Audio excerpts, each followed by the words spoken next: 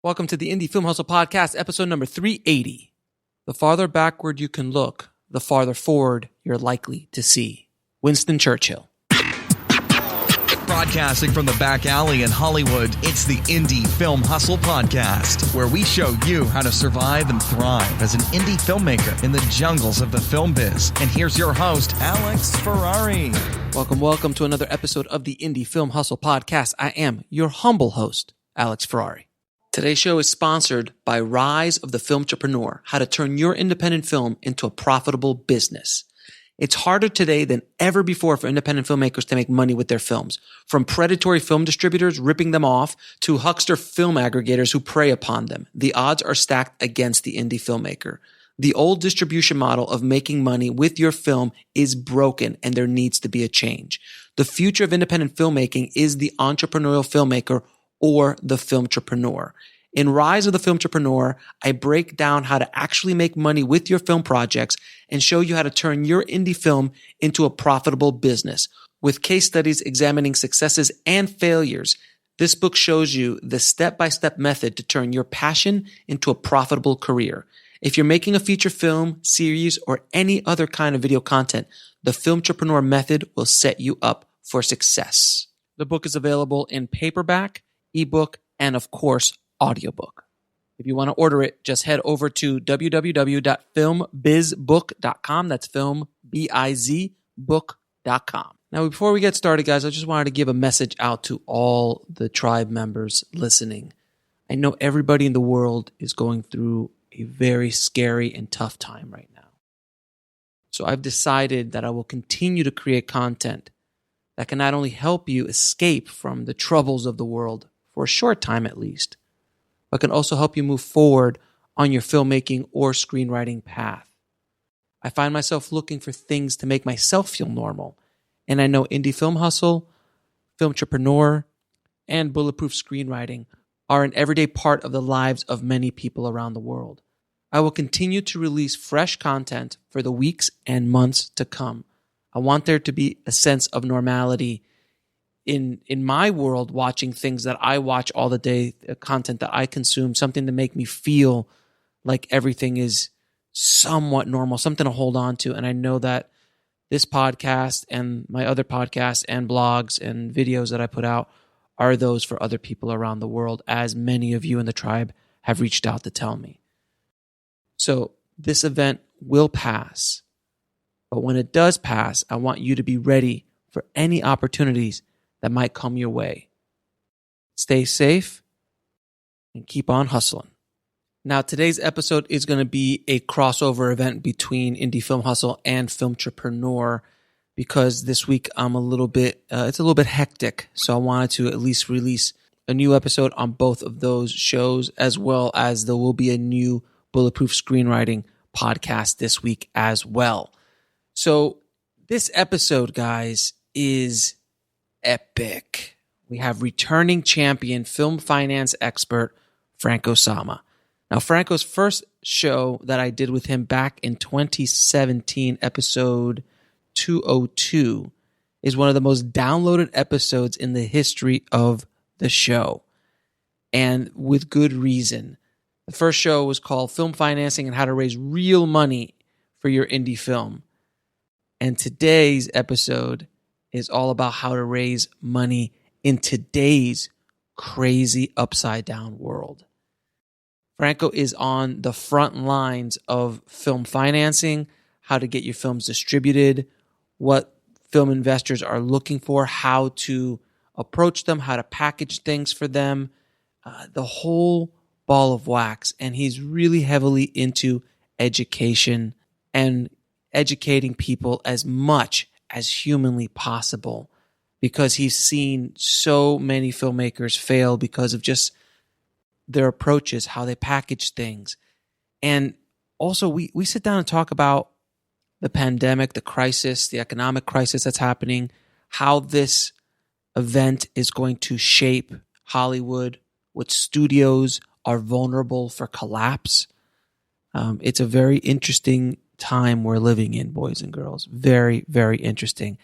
And Franco and I sit down and just have an epic conversation. So It is a masterclass on what to do, how to raise money in today's world, and a little bit of predictions of what will happen in the coming months and years to our industry and how we can better prepare ourselves to not only survive, but to thrive in the new film economy and the new economy in general that is coming towards us very, very fast. So without any further ado, please enjoy my epic conversation with Franco Sama.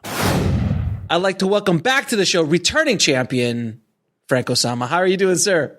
I'm doing great, Alex. How about yourself? Well, you know, it's a weird time in the world. It's an interesting time in the world right now. We're all locked up here, self-quarantining ourselves.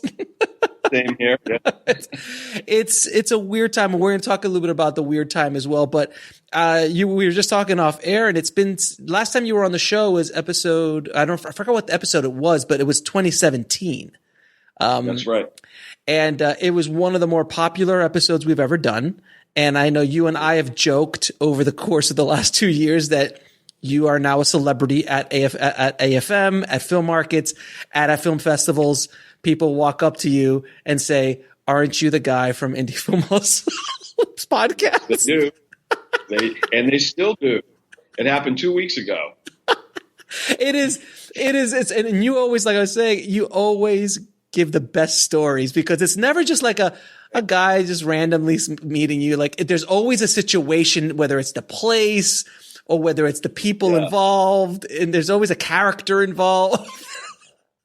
And I got to tell you, it really makes my life interesting because other than that, my life isn't that interesting, but it's so cool because it's so unexpected for me. You know, I've never had that in my whole life. Like people, you know, people have known me sort of from my work. Sure.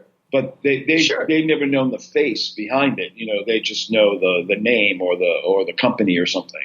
But for somebody to literally walk up to me either at a market or in just the general public population and recognize me, and not only recognize me, these guys can actually quote me. Like they know some of my catchphrases, and it's freaky. It's almost like it feels a little stalkery. You know, it's like, how do you know so much about me?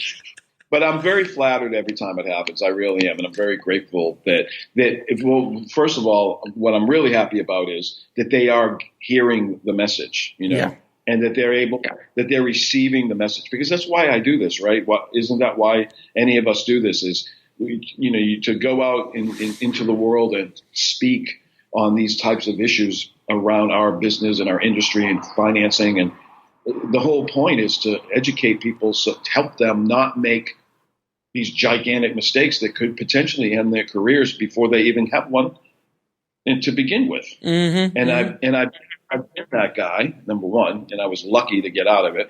And I've seen it so many times. So when I hear that, and I know that people are listening to you and they're listening to me and they're hearing what we have to say, and that they're actually taking that information seriously and implementing it into their work and into their lives, there's no greater compliment for me.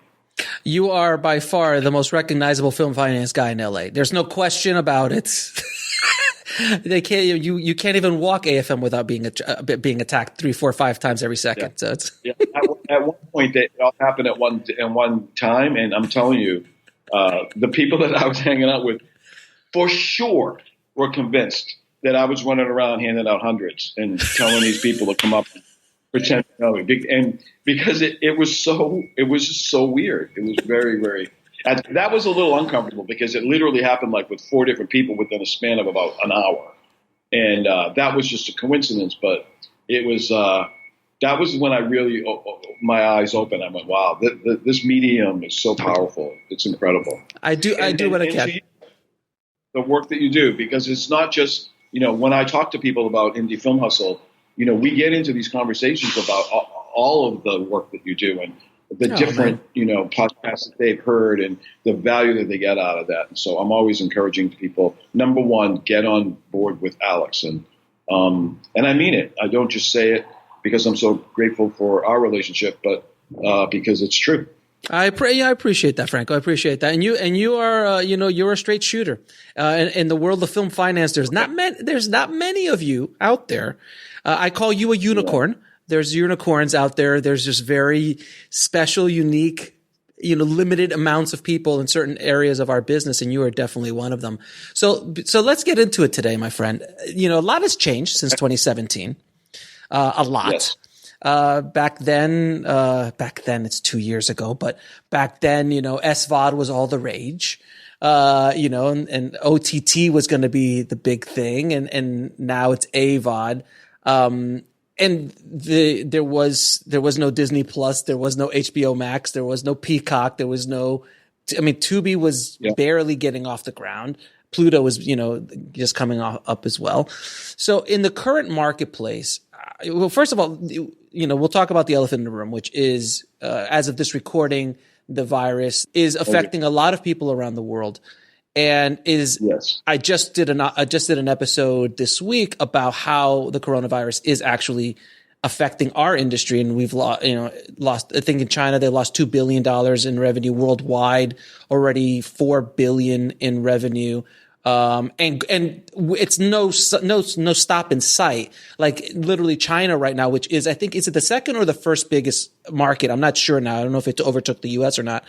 But they shut down 70,000 screens. Like they shut down their box office, which is decimating a very fragile and honestly, in my opinion, vulnerable film industry, which I feel that the China market has been propping up the losses that they have occurred from DVDs and all the other foreign sales and all these other things that were there before that have been taken away over the years. And China was kind of like bubbling it up a little bit, but then all of a sudden it's gone and everyone's like, oh crap. So how do you see this affecting our marketplace moving forward in 2020? Well, absolutely, the rug has been pulled out from underneath the industry. Not certainly just our industry, but every industry and worldwide. The consequences of what is occurring right now is going to probably impact us for the next decade. That's what I believe, and we will get past it. We do. We always do. Yes. We get through everything.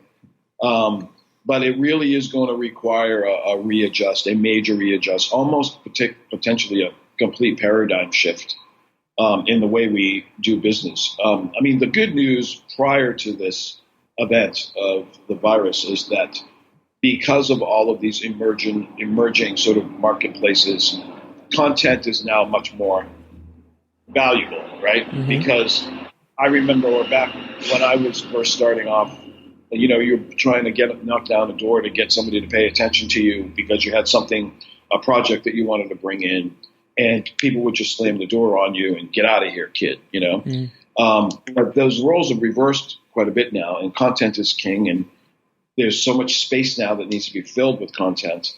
So that puts the creative people in a better position in terms of that.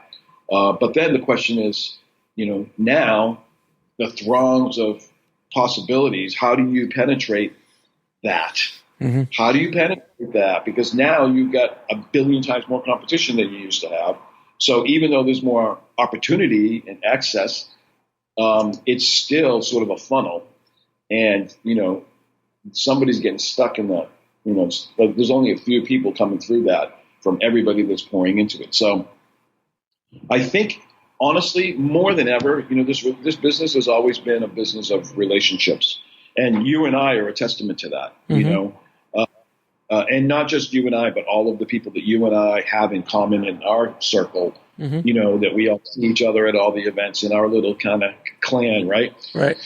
Well, that's the core of the independent film world, at least here in LA. And I think that, especially somebody new, they have to really focus on building those internal relationships and finding the good guys, right? Because there's a lot of not good guys out there. By being able to identify those people and stay with them and work hard to make sure that they nurture and maintain those relationships over a long period of time, because this is the long game. This whole industry is about playing the long game. So if anybody's in it for a quick anything, it's a quick buck, or they want to get famous, quickly, or they want to win an Oscar in the first film, that's not the mindset. It just isn't. You're not see that every day. That can't be the mindset. There's nothing wrong with having that kind of ambition and dream, but you also have to have your feet in reality and grounded. And I think that as long as people stay close to people like us who are in it for the right reasons and have all of the right intentions. And like you said earlier, I'm a straight shooter. I tell people things they don't want to hear every single day. Yes. And you know what? And I'm proud of that because I know that they're going, oh, harsh, But at the end of the day, I'm doing it because, A, I haven't got time for BS. I just don't. I got 12 films in production, just came out of principal photography. I got a million things going on right now. So the last thing I have time for is to babysit for somebody, right? And to hold somebody's hand. Now, I am willing to take my time and work with somebody over the long haul, but they have to be doing the heavy lifting at the end of the day. They have to make their contribution, especially if it's their film. There's so many people that come to people like me and they have an expectation, which is already a problem. They have an expectation that they're going to be able to hand something over to me and that I'm going to do it for them or take it from there. And it's the complete opposite. I will help empower them to do it themselves and give them the tools and the resources and the knowledge and the information and whatever it is that they need for that. But I don't work for them and they don't work for me. That's what a collaboration is, So as far as the global market is concerned, I really think it's kind of a wait and see. I think we got to kind of wait and see how this thing flushes out. For example, South by Southwest being canceled was a major, major, major blow. We're talking about $365 million in revenue. The potential is just wiped.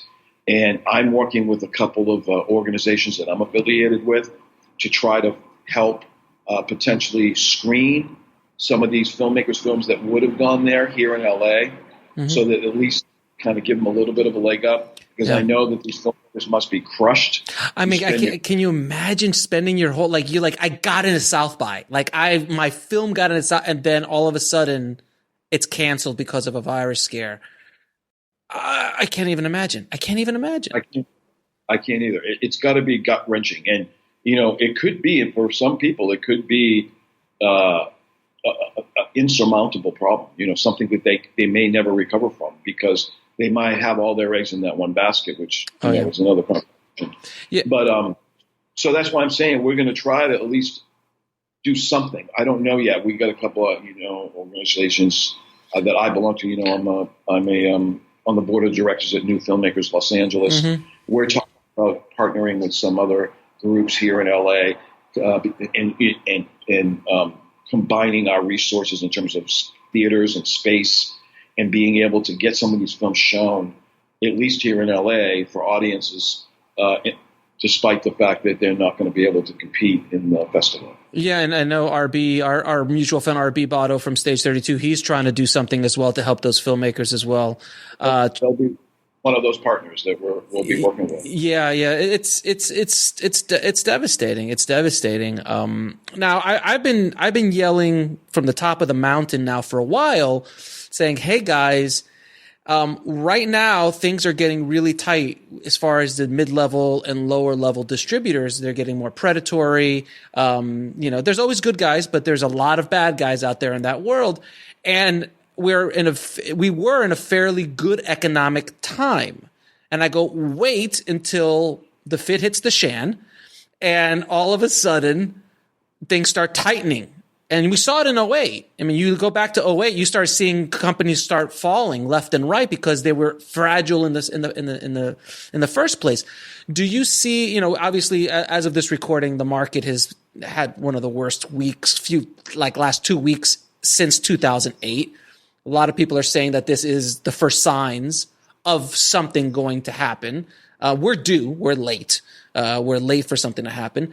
Do you feel, I'd love to hear your opinion, do you feel that some of the studios, and there's only a handful of big studios left, but do you think that the studios and also some of these larger distributors are vulnerable because they're fragile in the first place because they're not diversified? Like Disney, we're good. Disney's going to be fine. Warner's will probably be fine. Universal will probably be fine, but they're super diversified. Where some of the other studios aren't, and especially these distribution companies who are not diversified at all, and they're just making the money with distribution. If those channels start, like what we were just talking about, like China shuts down, and then all of a sudden the foreign market shuts down, all of a sudden all this flow ends. Do you feel that there's going to be a reckoning, if you will, in our industry? I do, and I have to say this is a very unpopular position, but as bad as that is and is probably going to be, the industry really needs a purge. And this might be that opportunity. I believe this is the Phoenix Rising, because what's going to emerge from that catastrophic event is going to be a new perspective and a new way of doing things. Because I've been saying for a long time, I kept predicting about 5 years ago, I started predicting that the overall model of the sales companies as opposed to the actual distributors, right? The sort of middlemen between the film, the middlemen and the middlemen and of the middlemen of the middlemen, right? Yeah, I mean, that's where all the breakdown is, right? I mean, you have all these filmmakers, myself included, who spend years of their lives and dedicate thousands, if not millions of dollars in getting investment and doing everything they're supposed to do. They do it all right. Not always. I mean, people make mistakes, but for those who do go down the path and actually produce a quality film that deserves to be seen in the world, and then they go into the distribution market and they get crushed. Decimated. They get crushed. And as a result of that, it's a domino effect backwards now, because the sales companies, some of them are doing sales, recovering proceeds and not paying out. You know about that, right? And then there are others that are just in it for the upfront marketing fees. And once they collect their fees, they lose interest in the film and they move on to the next one, and then that one after that. So they're in the marketing fee collection business as opposed to the distribution of film business. Mm-hmm. And I've been saying for 5 years now, that's going to implode. At some point, it's going to come back and bite them, because instead of having the mindset of, wait a minute, if we take care of these people, these talented, seriously, right? If we I agree with you. These talented, young, talented, entrepreneurial filmmakers that really have their act together and have the resources and the wherewithal to go up there and figure out how to raise $2 million to make the movie in the first place, and then they make a great movie, right? Wouldn't it behoove us to build a long-term relationship with these people and make sure that those filmmakers are able to return those investments to their investors and make with profit, so that those investors will continue to keep investing in them and we can continue to prosper and grow? Unfortunately, in the vast majority of the cases, that's not the case, because the mindset, it just isn't. I know. And, like I said, it's a very unpopular position to be taking, but the mindset is more along the lines of, there'll be another one right behind you. Correct. There's a long line that's never going to end. And you know what? We're going to do what we're going to do. We're going to make this money, and good luck on your film and with your investors. And unfortunately, if that falls off the wayside, there's going to be 100 more filmmakers in that line trying to get that same deal that looks on the surface like a great opportunity, and then turns out not to be. So I've been saying for a very long time that will self-implode. It can't sustain itself. It can't be sustainable.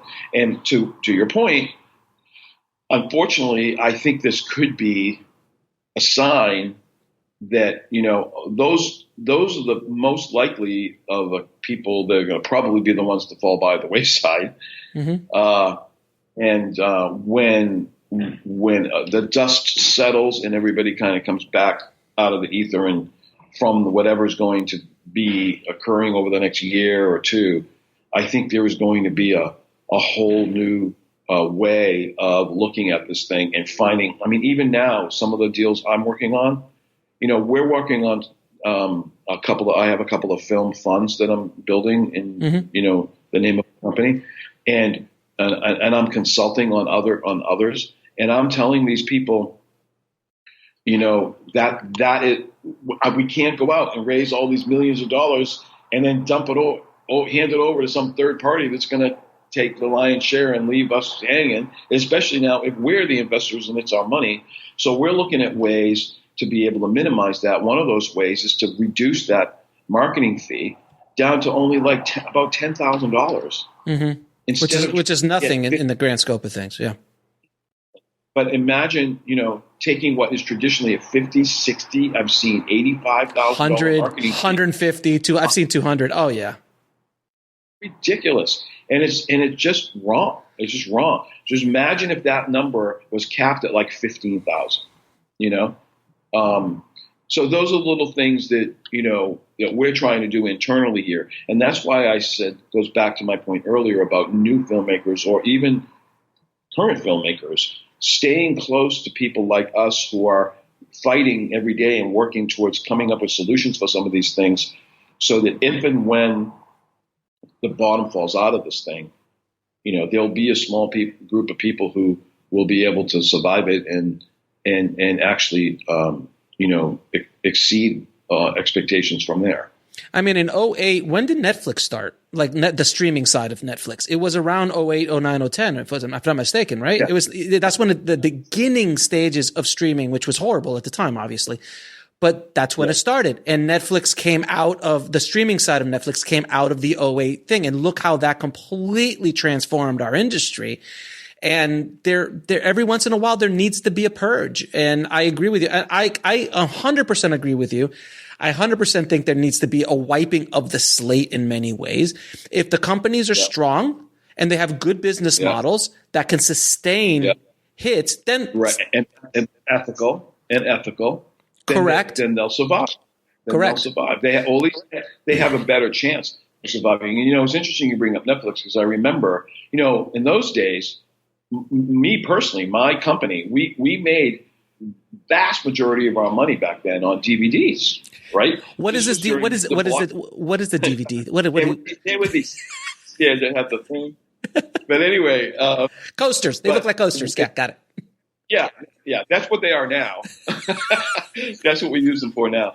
But anyway, we, that was in the DVD days, right? When as a distributor or a sales company, we had these really exorbitant hard costs, right? Because we're going to bring a film out to market and it was going to go to like Walmart and all these places, but mostly in those days to Blockbuster and all of those thousands and thousands of other chain, Hollywood Video, West Coast Video, all those guys, yeah. So there was the hard cost associated with that we had to cover, or the distributor had to cover. And it was expensive because now you had to print every one of those things. Then you had to package it. Now you had the artwork, you had the plastic, and then you had the shipping. And what a lot of people don't realize is back then, if we got an order for 20,000 DVDs of our movie to Walmart, in 90 days, if Walmart wanted to, they could charge us back and send back 9,000 of those 10,000 orders, and we'd have already cashed the check. So we'd have to now be on the hook for all those DVDs that they rejected that never got sold. So that was a huge problem. So what was interesting about Netflix is, at the time, remember, they were delivering the DVD to your home. Mm-hmm. And so it was great because you still got that thing, that disc, but you didn't have to go anywhere to go get it. And from a distribution standpoint, from our standpoint, we were covering maybe the mailing costs of it because they came in the little sleeve, right? So there was a lot of that other cost was eliminated. But then when they switched over to streaming, and the DVD just went out of style, that changed everything completely, because now there is zero cost. There's zero hard cost. There's nothing to charge back. And so now that profit margin significantly increased. And essentially, we're still there today with what's going on with VOD. But it significantly increased, but the money that you can get for your film, it completely decreased dramatically. So the cost, perfect example though, before DVD would cost you $15, right? Yeah. And now a movie costs you free if it's on Prime. Yeah. Or if it's on part of your streaming service. So the devaluation has really hurt the filmmaker in many ways, correct? 100%. I mean, it was $5 or $6 just to rent it for the night. And I know even before that, the VHS, don't forget, you used to get charged if you didn't rewind. Be kind, rewind. You did. You used to get charged. Be kind, rewind. That was the... Could you imagine? I worked in a video store. I remember it was, I pissed people off dramatically. Like, sorry, I got to charge you an extra $1. You didn't rewind it. Or if you were a day late. So I remember going out at 3:00 in the morning and sticking in that little slot they had that would drop into the trash basket. So it would be there in the morning, so I wouldn't get charged for the next day. I mean, we were barbarians. Let's just put it out that we were barbarians. We were I was just talking to a filmmaker the other day about this and saying, look, for the people coming up, the young kids coming up, right? Today is like such a different conversation. I mean, when I started, somebody asked me about the origins of P&A. Like, why do they call it P&A? I said, because back then when I started, the P was prints. Mm-hmm. And the print was a 35 millimeter reel that was this gigantic, and you usually needed 2 for each film because the film didn't fit on one. And we used to have to deliver them and get into a van and bring them to the theater to bring them up into the screening room. Mm-hmm. At every theater, they had. What was a print? I know, if I remember correctly, it would be like a $20,000 cost or $15,000 cost, right? Yeah. Very expensive per print, and where now you could literally upload it and they can download it for free, essentially. Yeah. Almost. Yeah. Or now you can literally walk into a theater with a USB and here's my movie. You know what I mean? But I remember those days. I remember literally physically delivering those huge 35 millimeter prints, really heavy and on the thick film, and it was a very cool thing. But yeah, when you talk about that kind of money for every single theater, it was so hard to make money. It was, because that was just your delivery cost to get it in there. That was the cost. You have to look at the ROI. I'm like, how many asses and seats could I get to recoup this cost? And then the theater was taking 50%. And it was this, so it took a lot. That's why you had to pump a lot of money into advertising. And to make that money, but that's when when home video showed up, of course, the whole industry was scared to death, but then they figured out, wait a minute, we can make some money here. And all of a sudden it changed, but then it's been slowly, you've been seeing it from the days of 35 millimeter prints all the way now to zero cost, but also really hard to generate revenue coming in from those channels unless you're creative. It's a very interesting journey that we've gone upon. Now I wanted to ask you something, and I wanted you to clear up something for me, because there's a lot of we have this little group that I started on Facebook called Protect Yourself from Predatory Film Distributors and Aggregators, which started off as a distributor Facebook group, and now it's become like this hub of the latest distribution techniques, who's screwing who, asking questions about, certain distributors or sales reps and things like that. And people just, it's a wealth of information. I want you to clarify, and I'm not going to use the distributor's name, and when the second I give you the description, you probably will know who it is, but I'm not going to say it. But if a distributor is putting out 40 to 50 movies a month, how much attention is going to each release? And they might be a very, very grandiose distribution company, have, this perceived value for independent filmmakers. And they're like, hey, I'm with X company now. Look at that. I have arrived. But yet you'll get $0 ever from that situation in many cases. What's your opinion of that scenario? And there's a handful of those companies out there that they just pump them out, and they're just throwing stuff against the wall to see what sticks, essentially. Well, that was what I was going to say. It really comes down to that, right? At the beginning, let's say they sign up 10 films, right? In a given period of time, in the next 30 days, they sign up 10. So that means they're finding, these people that we've been talking about, filmmakers who have worked hard, who have presumably, in most cases, completed their film, sometimes not, but and they have to sign this agreement. Well, you and I have talked about this. Those agreements can be 15-year commitments. They tend to be 5, 7, or 10 years. Oh no, I've seen them up to 25 now. They're getting so predatory. It's going up to 25. So now, because they want to lock the filmmaker in, like literally forever, right? So that they can't go somewhere else. And the truth is, even if they don't do anything with the film, the filmmaker can't take it and go someplace else with it. So they're essentially being held hostage. So now they sign these 10 agreements. And let's say, just to use that round number, let's say that every one of those agreements requires a $100,000 marketing fee. That people should understand comes from the sales, right? It's not an upfront. We don't have to write them a check for $100,000, but the first $100,000 in sales that's generated, we are agreeing that they're going to get to keep as their quote unquote marketing fee, right? And that marketing fee, when it's legit, is fine, because what it says to me as a filmmaker is, okay, there's 9 other people here I'm sharing the pot with. And so does that mean that when they go out and do the front and the back page ad of the Variety and the Hollywood Reporter throughout all of AFN for that entire sweep, that my poster is going to be on there, or they're going to be looping my film on the screen? No, it doesn't mean that. What it means, but I'm paying the same as everybody else, right?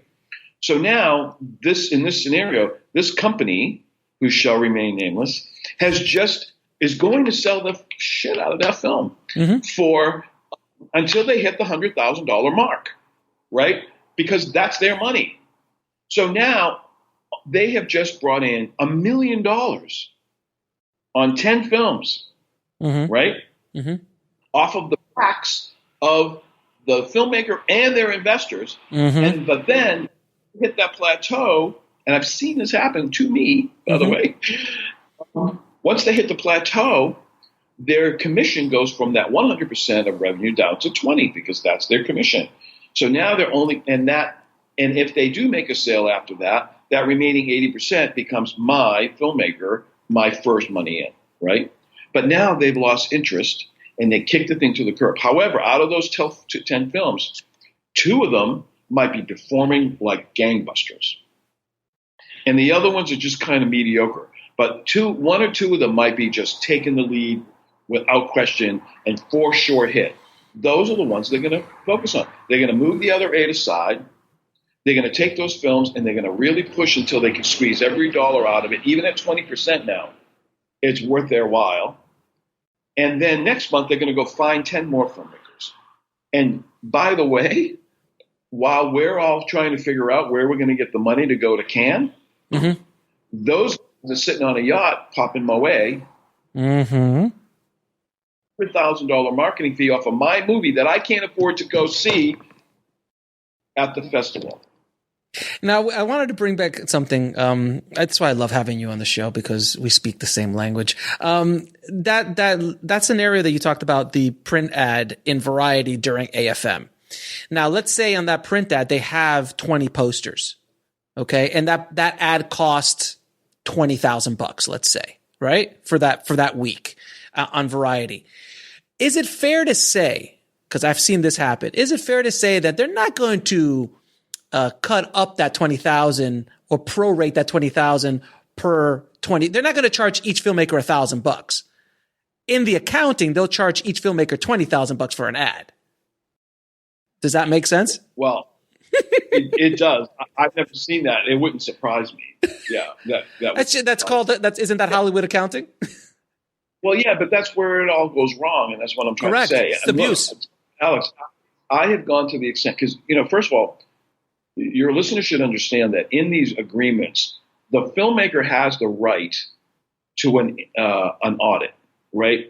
Once a year at their own expense. So if you wanted to, you could go to this company after the deal's done and everything's happening, and you have the right to go in and audit the books and take a look at what the scenario actually is, how much is being spent on what and whatnot. And so if that were the case, you would see what you just described. That said, you wouldn't know that it wasn't $20,000 because in your mind, you're thinking, I was on the cover of Variety or I was on the back cover of Variety.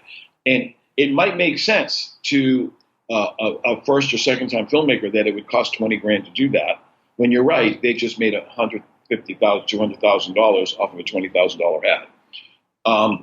The problem is, number one, nobody ever goes in for that audit. Nobody ever follows up on it because they forget that it. If it's even on the contract.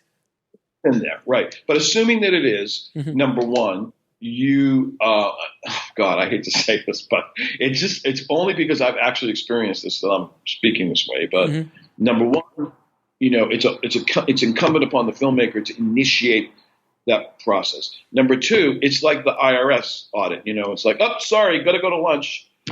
Can you come back next Tuesday? Right. So actually trying to find the time to get them to commit to letting you come in there to audit their books on your movie. Good luck. Forget about it. Right. And then even if that happens, what guarantee do we have? And I'm not accusing anybody of anything. Oh, you mean that there's a second set of books, sir? No, stop it. You mean like mob style? Like mob style? Like, here you go. Take a good look. Yeah. It's just. And this is why I've been saying for all these years that it's going to implode, bite them all. It's going to come back. This is not sustainable. It can't be. It can't be. It's no longer acceptable. The other thing I think that's playing into this, when I first started, independent filmmakers were a joke. We were considered a joke. We weren't ever taken seriously. And it was so easy for them to toss us aside, like we were just a bunch of freaks, until we started winning Best Picture every year. Right. This year, even this year, Jesus, a foreign film for the first time, including this year. So for like 7 out of the last 8 years, it's been an independent film. Right. You're not seeing these big tentpole blockbuster films winning Best Picture. We're making those movies. We are making those movies. We might be distributing them through the studio system for exposure's purpose, but we're the ones who are making those movies. We, the independent film community. So it became clear at some point that we, as a community, are now a force to be reckoned with, and you can't treat us the way you used to treat us back in 15 years ago when I got started. So, but the irony is that although a lot of the components of the industry have shifted and improved for us as independent filmmakers as we've progressed, that one thing is just never changed. That distribution model of ripping off filmmakers doesn't change. And that's the reason why people are hungry for a distributor, right? To try to find an alternative to that. They're trying to find a way to self-distribute their films. And that's why people are, doing it on Facebook and on whatever they can. They're looking for any means other than the traditional because that gap is starting to close. Right. And the thing is, unfortunately, if you have a $500,000 or $1 million film, self-distribution can happen, but man, you've got to be hitting it at every cylinder has to hit perfectly. You got to know exactly what you're doing. So that's why I keep saying, if you're going to go down that road, keep the cost as low as humanly possible. So you can get the ROI, so you can get into the black faster. A $15,000 indie, which could be excellent, is going to have a lot better chance than a $150,000 indie to generate money back. Because both you and I know how difficult it is to get eyeballs, to get people to look at your films. It's just an insane system. It's like going back in the olden days, like how many, I call it, and I've said this publicly and I many, many times, I feel what happened in the Me Too movement, which was something that was a standard way of doing business in Hollywood, like the casting couch. The casting couch was a thing from back in Chaplin's day. Everybody, oh yeah, I got to go on the casting couch to get that part. All of that, right? And Me Too kind of exploded that situation, and all for the better, of course. I feel that what's happened to filmmakers over the course of that same time, and even more so now, is a financial kind of raping of, because you put up $300,000, $400,000, $500,000 of your own money or your mom's parents or whatever, or investors' money, and they're literally just stealing it from you, stealing it legally. It's insane. So I think you're right. There is an absolute reckoning coming, and I think that the system can't keep going. I think it was easier in the 80s, in the 90s, and even in the early 2000s because the volume was a lot different. The distribution outlets were a lot different. But now, because of so much, this system can't hold. That's why it stayed like that for 80, 90 years. Yeah. Because it was pretty much locked. But now it's the Wild Wild West, and they can't handle it anymore. They don't even know how to deal with it. So they're trying to they're trying to use the horse and buggy on a Ferrari, no pun intended, and it doesn't, the whip on trying to make the car go with the horse and whip. I'm like, no, dude, that's a car. It has an engine. It runs on gas. It's not a horse. Do you agree? 100%. 100%. And the other aspect of this that's already rearing its ugly head is on the investor side. With what happened in the stock market just in the last week or two, when they say investors, when they talk about the stock market, it's in every other aspect. And so we essentially are experiencing right now a freeze on investment. The last thing somebody wants to do is talk to me right now at this moment about putting up $1 million on a movie. Right. It's getting tougher for you. Well, for everybody, because they're just trying to find a way to protect the money that they have, and, in some ways it may be a good way to divert the funds and put it into something, that has the potential to really grow. But this goes back to what we're talking about the whole time, is that one of the issues we have, even with the investors that I deal with on a regular basis, is that these guys hear these horror stories. They know what's going on. And so what happens is I now find myself in a position where an investor might say to me, listen, I'll put up the money for this movie, but I want a distribution deal up front. I want you to sign a distribution deal. And my response to that usually is, that's a bad idea. Because it is. Because I understand, Mr. Investor, that this would give you a sense of security because you got this person's brand name attached to your film as a distributor. Mm-hmm. But let me tell you, as an experienced filmmaker with 24 whatever films under my belt, I can tell you emphatically that we are going to be better off if you just put the money up and trust us to do our job and make a really great film. And then let us go out there and compete in the marketplace. Let us go to the film festivals. Let us let's get us a bunch of distributors vying for our project. Let's not sell our soul to the devil today just so that you can feel a little bit more secure. Because in my opinion, you have a way better chance of not only making your money back, but making a much higher upside if you let us go make a great movie and go out and compete with it, than if you lock us into some 7 or 15-year deal with some schmuck who's never going to move, and we're going to end up making this great movie, and we can't even do anything with it because we already sold our soul to the devil over what? Over your lack of security? Your insecurity, absolutely. It doesn't make any sense. So that's a conversation I often have to have with investors, and it's a tough conversation to have because you're literally saying to them, let me take the security away from you and trust me to do what we do. And in the long run, we believe that we'll be better for it. But it's just a perceived security. It's not really security. It's not like you're signing with Disney or Warner's and they're giving you a massive upfront fee that's covering your budget. That's not the case here. Right. You're basically just doing it. You're just signing it up like anybody else. And then maybe if you're lucky, they give you a minimum guarantee of a quarter of the budget. And that's like amazing if they did that. But that's not happening. It's not happening. I was talking to a filmmaker at AFM, and they were telling me like, hey, I made a movie for 150,000. They were from I think South Africa or Australia as well, one of those two. And it's like, we made $150,000 film. I'm like, and we got an MG. I'm like, oh great. What, who did you sign with? And they told me the company. I'm like, okay, that's fine. Because when I heard MG, I'm like, who gets an MG in today's world? Like, for an independent film, how much did they do? And he's like, oh, they gave us 30. And I go, 30. Okay. Is that for a certain territory? He goes, no, we gave them worldwide. And I'm like, so you got 30,000 for a product that you paid 150,000 for, and you locked up your film for 7 years?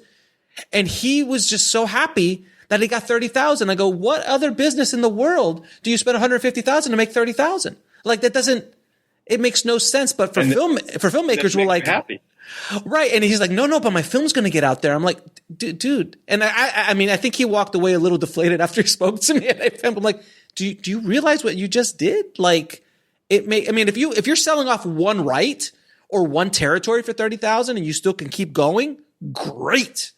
But you sold your soul for 30 grand. Yeah. You're never going to make your money back. It's insane. It's never going. And people who have been in this business as long as you and I have all know that an MG is the kiss of death, because you'll never see another penny. You'll get the amount, maybe, but even, I've heard that. But even then, I always tell people, you got to look underneath all of this stuff, right? I have a lot of people send me contracts and agreements to take a look at. Right, because you got to really know how to read these things. And I had an MG once. It was for $400,000. This is a long time ago when they did that. It was for $400,000, right? But what I didn't know was they put in $100,000 of that MG was for producers. Now, I was one and my partner was one, so that was 25 and 25. But then they put in $25,000 each for the two of them, which was the two partners at the company, right? Uh-huh. So they're paying themselves $50,000 out of the $400,000. So in real life, $350 out of the $400,000, it was really $300,000, right? And then the payout was something like $50,000. The first money didn't even hit until a year, so there was nothing up front. And then it was like in 18 months, you get another 50 and then you get 100. And the whole thing was the most embarrassing, bizarre thing I ever saw. And so on one hand, I was excited because I'm getting this $400,000 MG that I can get to, that I could maybe go monetize, right? Or I could do a lot of things. I could brag about it. But then when I looked at the thing, and it's interesting because that deal severed that 10-year relationship. Because what I said to them is, are you kidding me? The fact that you would even suggest to put this in front of me means that you think I'm a chump. And we've had this relationship for 10 years. And this is such a slap in the face. And you know what their response was? Well, it was just a starting point. We're open to negotiating. And I'm like, well, go negotiate with somebody else. And I literally just tore up the document and I walked away. It was horrible. And we haven't spoken since. It's sad. Isn't it amazing? Like I met another filmmaker at AFM this year, and she was offered, this is the deal that she was offered. She was offered a 20-year deal for her thriller from Africa. It was an African thriller. And it was a 20-year deal with a $50,000 $50,000 marketing cap. But wait, which doesn't sound, with the 20 years is horrible. But the 50,000, you're like, it's okay, fine, I kind of get it. No. It was 50,000 a year. For 20 years. For 20 years. So it would have been $2 million in marketing and expenses over the course of the contract. And she, as inexperienced as she's like, this sounds a bit dodgy. So she went back to this guy. And by the way, this was a sales rep. This wasn't even a distributor. It was a sales rep. And he goes like this. I don't think he's like, okay. Listen, why don't we just do 10 years and a $50,000 total? And she's like, so basically you were trying to screw me. And he's like, well, Right. it was just a starting. It was a starting point. So they throw out these ridiculous deals. And by the way, that company that we were talking about earlier, the one that does 50, 40 or 50, they're infamous for this. I've seen the agreements. They'll toss out 20-year all the time. That's their standard practice now. Is 20 years with 100,000, and then I had a filmmaker go back to them and go, look, this sounds like all right, 7. It's like it's like you're gonna go buy a house and we're like, we need $1 million cash. I'm like, it seems a bit much. Okay, 250. Like, like what are you doing? Right. Or you're in the car dealership and the guy says, let me go talk to my manager. Oh, the manager. And they go drink a cup of coffee and go, I think I got another live one. Yeah. All right. So it's a racket. It's a racket. Now, I wanted to ask you, because I know your budget, what are your budget ranges in the films that you work with generally? About $1 million to $3 million, right? Yeah, 1 to 3. Okay. So at that range. That's the spot. I'm sorry, say that again? That's the sweet spot. Okay. 1 to 3. So you're outside the normal independent filmmaker, because normal independent filmmakers in the current economic environment and the current environment and marketplace in general are $500,000 and below. Once you start getting above $500,000, you really need to know what you're doing. As a general statement. So the 1 to 3, from my experience at least, for 1 to 3, there's a smaller group of people playing in that sandbox. So I'm curious how you are generating your revenue and how are you getting returns for your investors, because obviously you've been doing this for a few years, so obviously you're making some sort of money. So what are the revenue streams? And you don't have to give me numbers, but just curious, like, okay, I do this, I go here, I do that. How do you structure a deal that makes sense? Well, I actually just in 2020 made a decision to get out of the under $1 million world, and because I've been doing it, I've had a couple of these movies that are like, 500, 750, whatever, 600. But here's the reality today, and why I no longer do that, and why I stick to the 1 to 3. Part of it is because of the distribution world, and because the demands now are unreasonable. When you talk about what level actor these distribution people and sales companies require for you to have in your film in order to, even have a slight interest, or for that matter, for the investors. Because, we run sales projections on every deal before we even think about going out to investors. And that's one of the biggest problems that a lot of filmmakers have, is they're out running around trying to cast people, and they've never even run any numbers on the people that they're going out to get. So don't even get me started on that. But because that's a huge pet peeve of mine, because it doesn't work and it makes no sense. But aside from that, when you're in that range, one of the things, like I have finance partners that will monetize tax credits and pre-sale contracts, right? Because those are hard assets. They're collateral. So there's very little risk involved. I mean, that doesn't mean that the state of Utah might go broken or their film thing might run out of money. I mean, that's all still a possibility. But for all intents and purposes, if you have a certificate from a state, you're going to be able to cash in on that, and that money's coming in. So an investor feels safe doing that because they're not the equity, they're not the risk taker.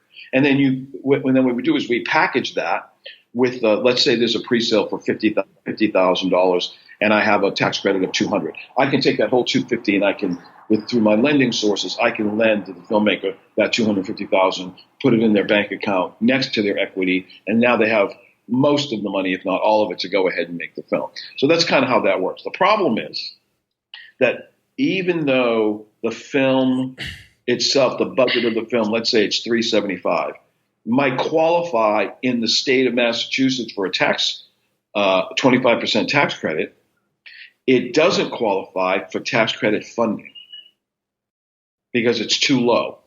It's too small of an amount. Mm-hmm. And these guys are going to go do these, $80,000, $90,000, $100,000 loans. It's mm-hmm. not worth it for them. So what happens is the criteria now has changed. So now the loan amount has to be $300,000. So if the loan amount is $300,000, that means your budget, it has to be $1 million. And now you qualify to us to be able to monetize that tax credit. And then if you can add a minimum guarantee, or a pre-sale to that, we can bundle it and lend out the money. So that's one of the reasons. And the other reason is, in order to get a pre-sale or a potential MG, based on what? I mean, if you're making a movie for $350,000, who are you going to get in that movie that's going to justify or warrant any kind of an MG? You're not. Nobody. So it just doesn't make the grade. When you get into that 1.5, 2.5 range, you find yourself in a little bit better of a position where, A, you do qualify for tax credit funding, and B, you might have a shot at being able to get a pre-sale or something in addition to that you can bundle up and put in. And then, so that's the goal, is to try to package it that way. What I've been working on for the last year and a half, and I continue to, and I hope to have done by the end of this year, and I think you know this because I think we've talked about it privately, but I'm working on putting together these film funds, 2 of them, that will alleviate all of these problems by being able to advance 100% of the budget up front for these films. So if somebody brings in a project that gets approved through our fund and it's $2 million, we're just going to write the check and go make the movie and not deal with this nonsense and jump through hoops and figuring out tax credits. Now, we'll still want to go to a tax credit environment and recoup that 25 or 30% for ourselves as the fund, as part of our all recoupment. But we're not required to, which means that if I want to shoot in a state or wherever that doesn't happen to have a tax credit, I'm not prohibited anymore by the numbers. I can go, I got the whole money. The other benefit to that is you have the proof of funds up front for 100% of your budget. So when you are making those offers to those actors, you're now negotiating from a position of strength by saying, here's my proof of funds. I have $2.5 million in the account, and here's my offer for $250. And even then, I'm going to be in a position to be able to write a check for 10% of that, $25,000, as a down payment towards that offer. So it elevates me and puts me in a place where I can start making stronger offers to better, bigger names, which will yield, better returns. And so that's why I brought everything up into that space. And it's a great space to be in terms of, for me, at least in my resources. Once you break 5 million and you go up into the 8 or 10, it becomes a little bit of a black hole. And then from 10 million up, it's another whole ball game, Now, you spoke about pre-sales, and I know that back in the day, pre-sales was a way to finance your whole film, honestly. There was, you could literally go to all the markets, pre-sell all your movie, and you had your budget, essentially. How is it in today's world? And I can only imagine what it's going to be like in the next 4 or 5 months, but or the rest of this year for that matter. But historically, within let's say the last year, where are you getting these pre-sales? Are they foreign pre-sales? Are they like are you carving out rights?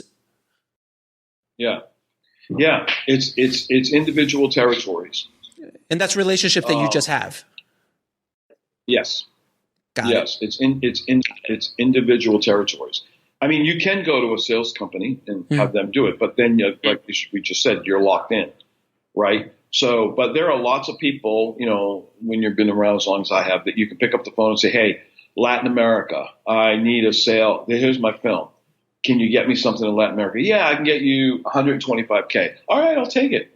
Because you're right. In the old days, you could go theoretically and just make your whole movie by selling off your pre-sales. But at the same time, you really don't want to sell off your pre-sales because it limits your ability to earn revenue, right? Because once you make that sale, right, it's gone. So now they can go exploit that film in that territory, but you get nothing out of that because you cashed out.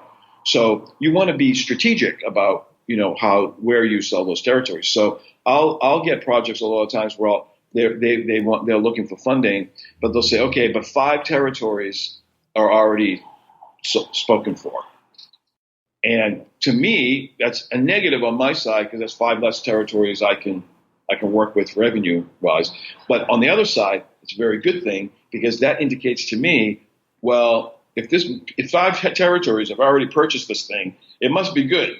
So it obviously has it has Eric Roberts and Michael Madsen in it, obviously. So yeah, both. They have to be both together. But that's an inside joke, guys. Everybody, Eric Roberts did how many movies last year? 35? 35 movies, I think. And I haven't done one with Eric, but I've done one with Michael. So it's another story for another day. That's another story. But, it was funny. I joke about that because when I was doing post, there was a year I did 3 Eric Robert movies. In 1 year, I did all the posts on 3 Eric Robert movies, and I was like, and my poor producer who spent like a lot of money to get Eric Roberts in his movie, because that was the anchor. He would go to distribution companies. They're like, no, we're good. We've got 3 of Eric Roberts movies this year. We don't need another one. He diluted the marketplace. Well, it's true. That's exactly what it is. It's a saturation. They get to a saturation point. And that did happen with Michael. But Michael's fine. He still makes his money. He's movies. good. Yeah, he does a Quentin Tarantino movie every few years, and that brings it back up. Yeah, they're all going to be fine. They're all going to be fine. But it's true. There is a saturation point. And then the other thing I like to tell people, too, because a lot of people don't understand this, and I think it's really important to understand. When people are pitching me these actors, first of all, I have this thing called a parenthesis rule. The parenthesis rule. Mm-hmm. All right. Now, remember, I'm talking about international, so I'm not talking about domestic. Mm-hmm. Right? Like the movie I did, Guns, Girls, and Gambling, we had Christian Slater and Gary Oldman, right? So Christian Slater is a great domestic play. He's a great name in the United States and Canada, North America. But Gary Oldman is an international value name. Mm-hmm. Christian is not an international value name. So in a perfect world, you want both. You want an actor that's going to pull your domestic audience, and then you want an actor that's going to give the buyer in Germany, in UK, and China a reason to want to buy your rights, right? Because Gary Oldman's face is on the cover, right? Mm-hmm. So that's the kind of balancing act. But so the parenthesis rule is when people say to me, and it happens literally every single day of my life, they're pitching me something and they go, "Oh yeah, we got so and so from such and such a movie, or from this TV show. She's on the CW, right? She's really hot right now. She's really hot." Yeah. Okay, that's what I'm getting at, right? So that may be well true. But first of all, the parenthesis test means if you can walk out this middle of the street and just pull a random person and give them that person's name and have them know who they are, then they count.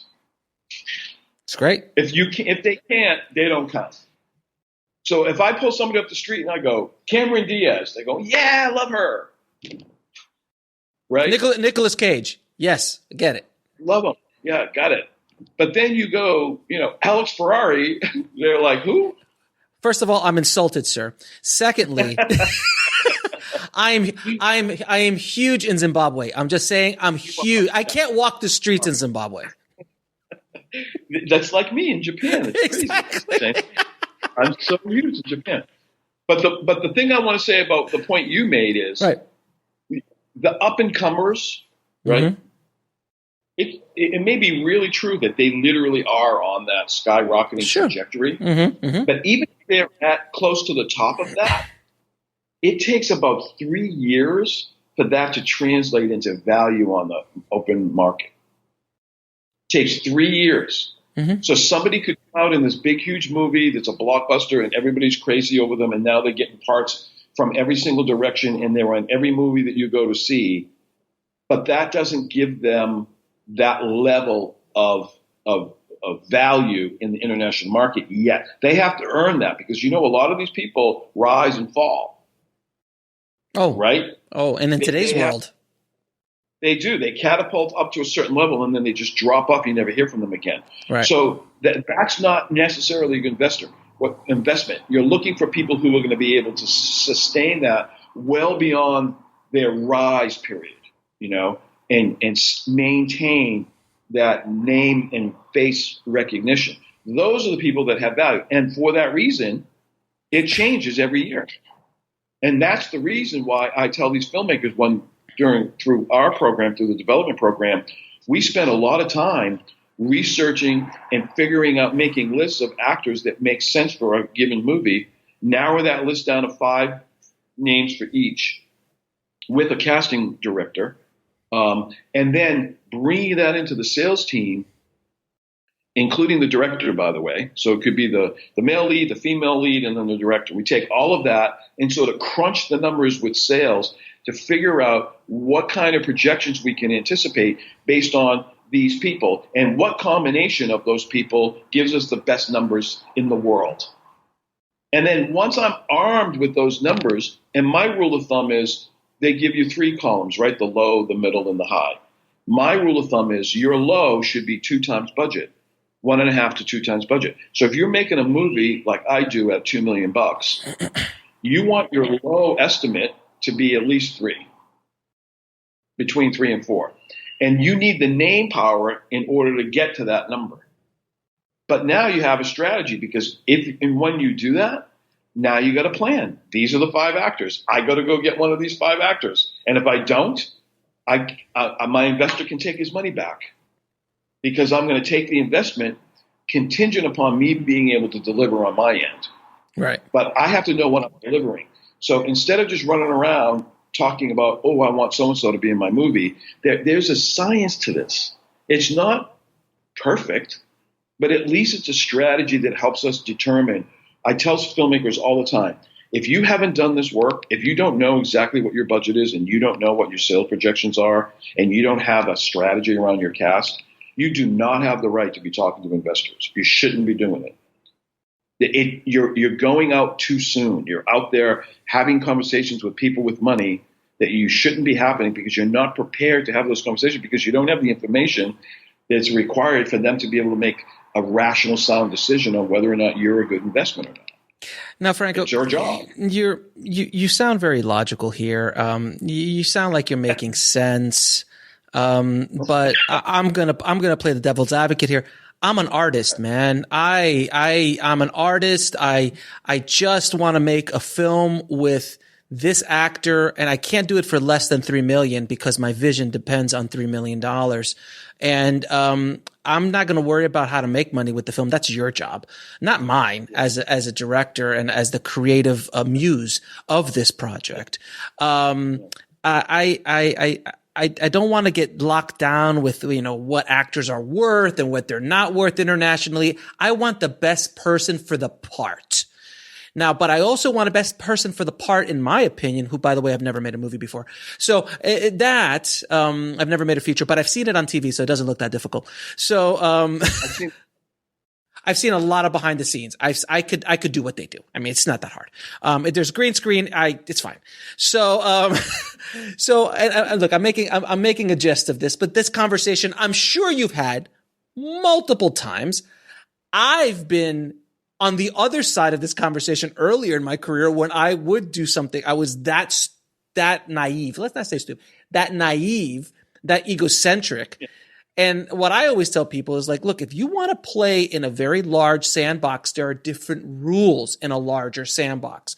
So like my last movie I did for a few $1,000, which you saw, that sandbox, I have all, I know you said you loved it. Thank you so much. I know you loved it.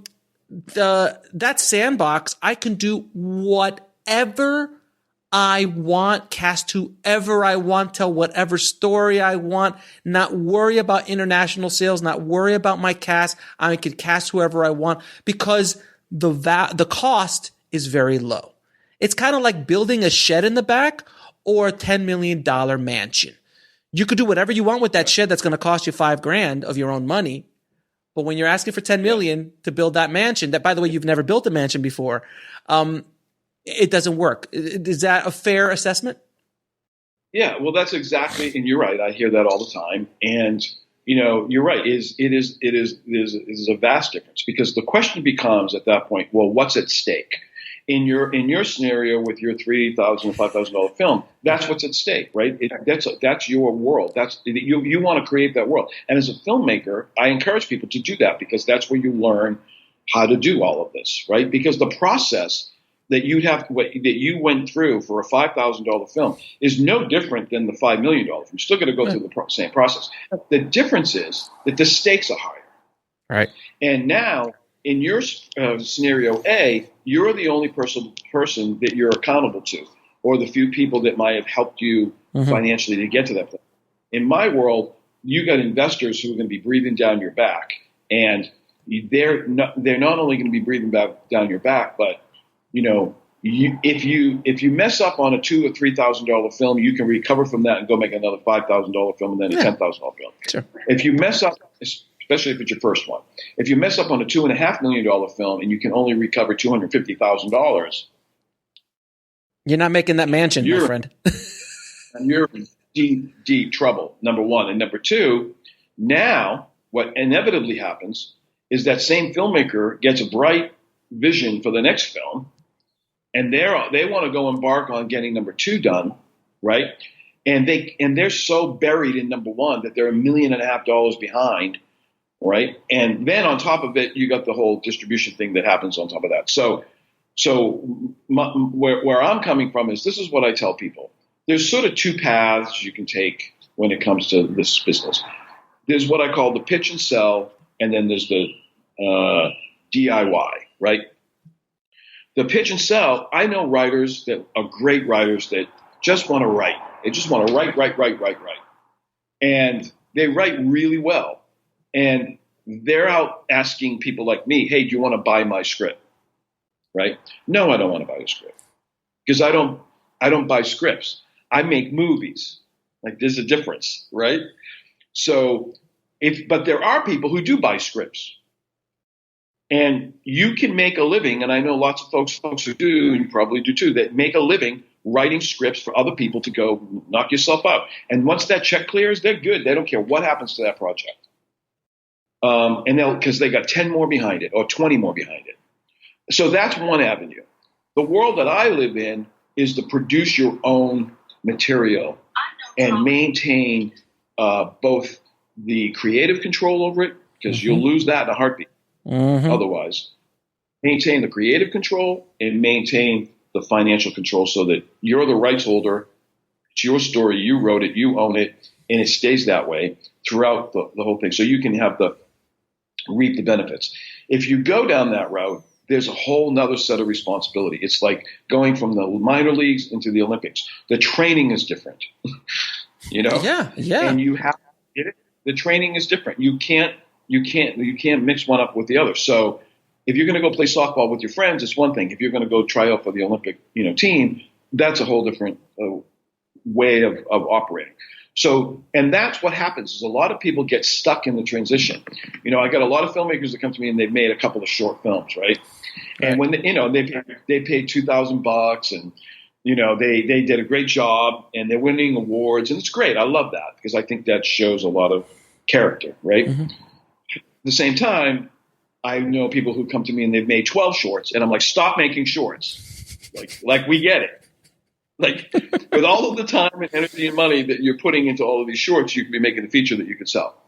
But my point is that there's a mentality around that experience, especially if it's their first time on set and all their friends are there and they get to boss everybody around and they get to be the big boss and the big cheese.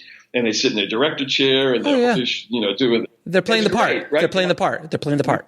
Amazing experience that they walk away from. But then they think that when they go do a movie for $2 million, it's going to be the same thing except bigger, and it's not the same thing. Same thing. And no, you can't bring your buddy out of film school to be your DP. You know what I mean? No. Or to do your budget. No. At that level, when you're talking about millions of dollars, you have to build a team. And what I tell these guys is when you made that short film, you probably didn't do it alone, right? You brought in a DP and a first AD and a script supervisor or whatever you had to bring in. You needed to build an infrastructure around you so that you could direct that film. Well, in my world, I do the exact same thing, except we do it in the business. And I surround people with the people that they need to build their business team so that they can go out and properly, the key word, raise the funding to be able to make the movie that they envision. And then we go out and put together the team of professionals that are going to support and surround them so that they can make the best movie possible that we all have the same stake in, because we want to see it get distributed and sold and return investment on. Because if you can do that, especially on their first film, if that should be the goal. The goal shouldn't be to win the Oscar on the first round, although that would be lovely. The goal shouldn't be to Sundance, box office. Sundance, Cannes, South by Southwest. Yes. Yeah. I mean, I have people actually say to me, "Well, I'm gonna bring it to Sundance." Like they're gonna walk in, and Sundance is gonna go, "Come on in here. There's a screen open right there. Why don't you go shoot it right up there? Hold on, let me go get a couple of dozen people to watch this thing with you." Would you like some popcorn, sir? Would you like some popcorn? We can massage your feet while you watch it, sir. Is that? Yeah, that's not the way it works.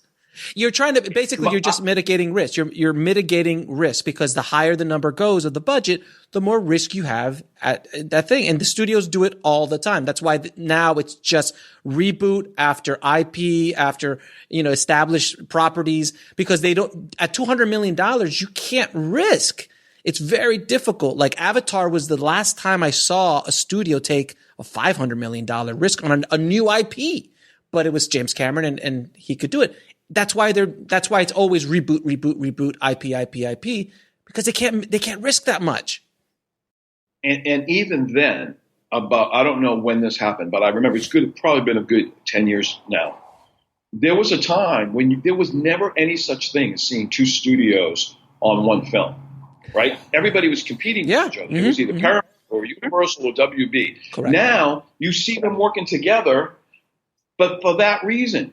Because if they're gonna work on a $150 million project, why don't we put up $75 million each and share the risk and utilize our resources instead of fighting with each other? Why don't we join each other and make this thing a huge hit? And that's what's been happening now is that they've started to smarten up and team up. And then there's Cats. And then there's Cats. Which I haven't seen, so I can't really say. I can't wait to see it. I'm dying to see it. Really.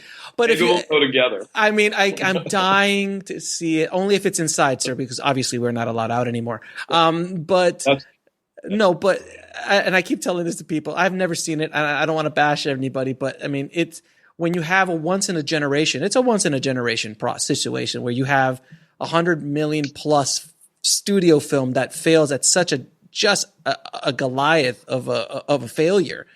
It doesn't happen. And on paper, that movie had everything going for it. It was an IP that was world renowned, the best talent, multiple Oscar winners, and the behind the scenes is the director, the writers, the actors, the visual effect. I mean, it had everything going for it. And obviously it was a colossal failure in many, many ways. It was like the opposite of The Producers. The movie The Producers. Right? It was the opposite of that. But it's interesting because it brings up a really important point that I've talked about for 10 years now. I have a phrase that I use. I say to filmmakers, when they come to me, they have a lot of expectations, right? And that's understandable. But there's a reality to all of this too. So, because it costs a lot of money to do this. Nobody's working for free here. This is a business. So there's a lot of money at stake. There's a lot of heart at stake. There's a lot of stress. But at the end of the day, for people who are willing to go through the process and develop a film properly and figure all of that stuff out, and in my world, I'll help them. I'll take them by the hand and carry them through that process, which is an arduous process, especially if they've never done it before. But I say to them, you can do everything right. Like literally everything right. From day one, you can write a beautiful script, like top shelf script. You can go out there and shoot a gorgeous film, beautiful. You can go into the editing room and, because you could lose everything right there. The whole thing could fall apart. But assuming that you don't, and then you come out on the other side and you've got a beautiful piece of art to be able to display. What I tell people is no matter what we do together as a team or whoever's involved, at the end of the day, there's only one thing that's going to ultimately determine the success or the failure of your film. And it's the film. No, stop it. It's the No, film. It's everything else but the story. It's not the writer. It's not the acting. It's not the sound. It's not the lighting. It's not the music. It's all of it. And that Cats is such a perfect example, because anyone in their right mind who might have been given an opportunity to invest in that movie would have been crazy not to do it. Of course. Like I said, on paper, It's perfect. Yeah. But that's why it's such a great example of what I'm saying is because it was perfect until it wasn't. And now people are, hurting from that. I mean, experience. But the thing was, so if we analyze Cats for a second, let's beat up Cats a little bit more, because God knows it hasn't been beat up enough.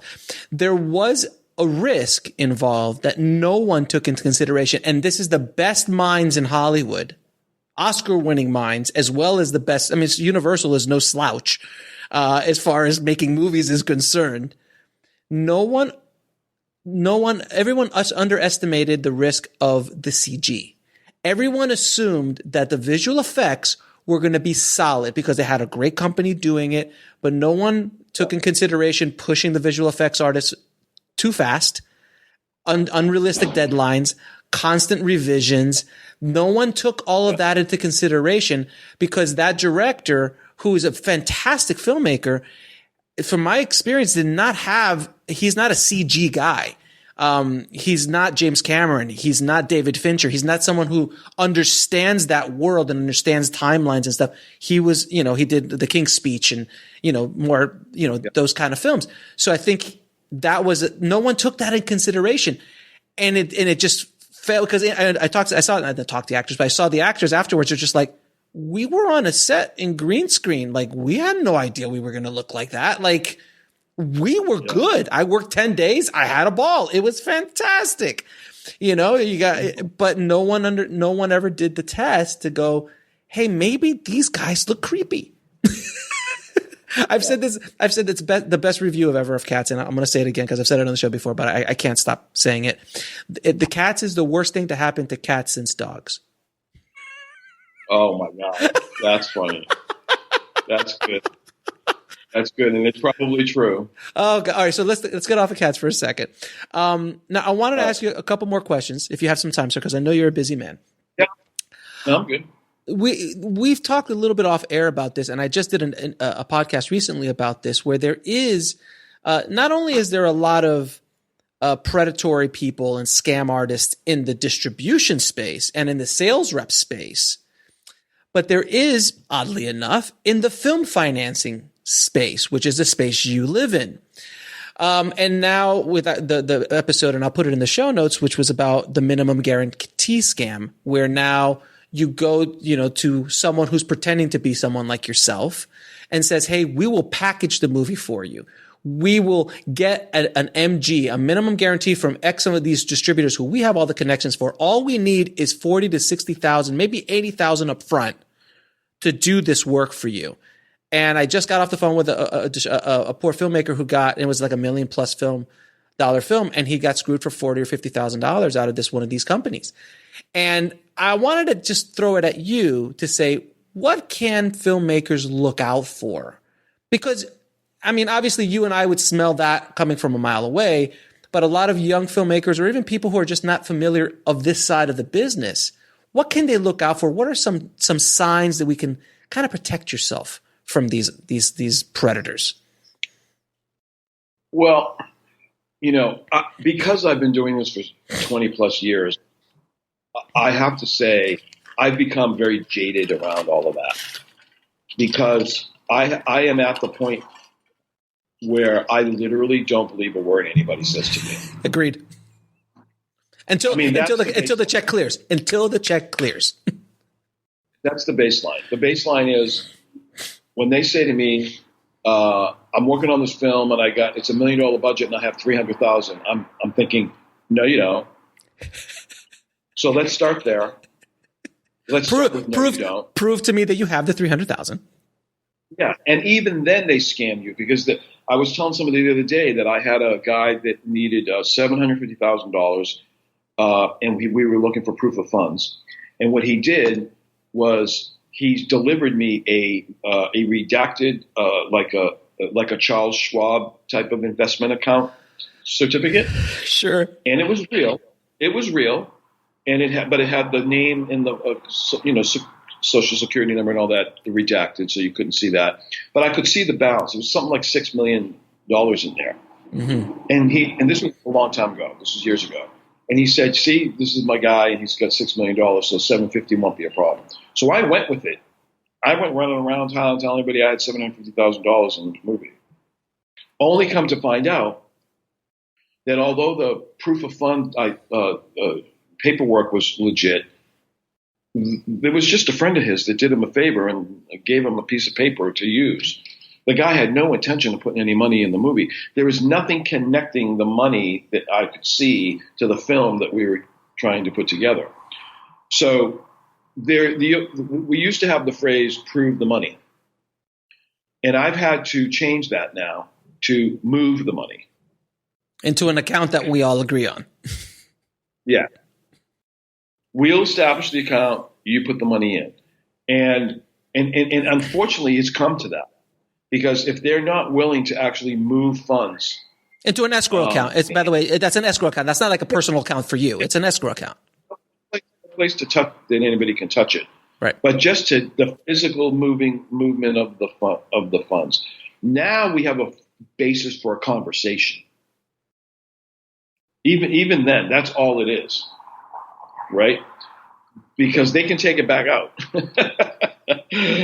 But at least if it's there, now I have a basis for a conversation to engage. So, what I tell, and this kind of ties into your hypothetical scenario about the filmmaker, that was making their first movie, is that really what I did at the beginning was I got on IMDb Pro back then. This was 20 years ago. And I found a filmmaker randomly who I believed sort of would – somebody who I felt like I looked at a couple of them, but I started taking people out to lunch. I started meeting people on the phone. Now, I was in a unique position because I had investors, but I didn't have any projects. I didn't even know what that meant. I didn't even know what the requirements were. I didn't know any of that. Mm-hmm. So I went out and I found this executive producer who my deal was, I will bring my investors to you. In exchange, I want to be a part of all of this, process. And I want to learn. Mm-hmm.